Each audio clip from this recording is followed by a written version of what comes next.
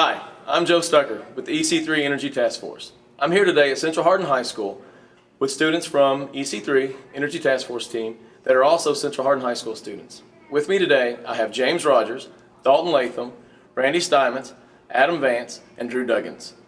We're here to walk through the school today and look at problems areas that could come up for different energy teams at our schools. We're looking at things that should be the same at all of our schools. We can always look for lights off, lights on, cool areas, drafts under doors and windows. There's lots of different things that we can look for. Thank you.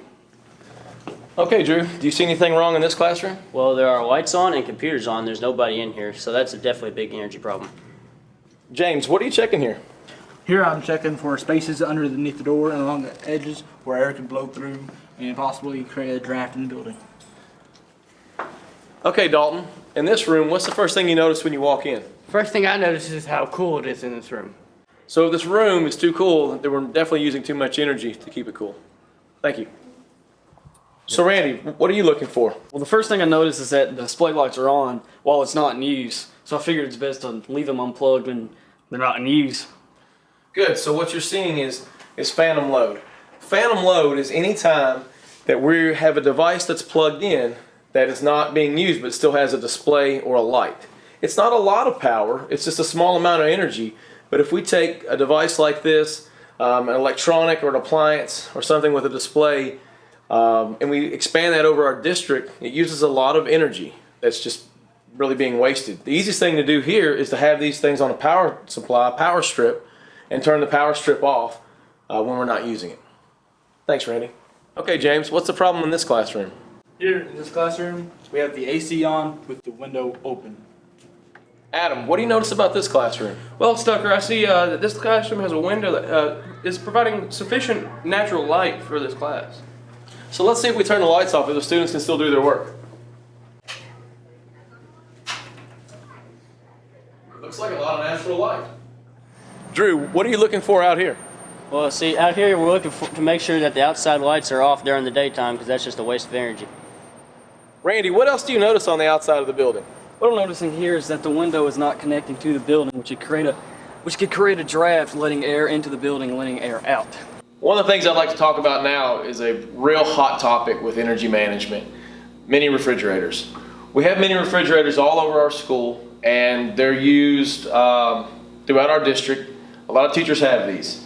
And I know that it's a great convenience, and we like to have our cold drinks, we like to have our lunch cold, we like to have our stuff close by.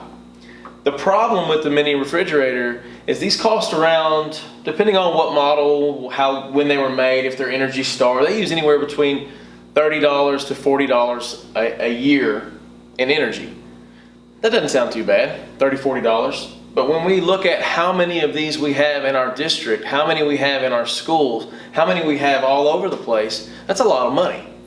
Now, a full-size refrigerator uses around, again, if it's very, very efficient, $75 maybe a year, all the way up to close to $200 a year.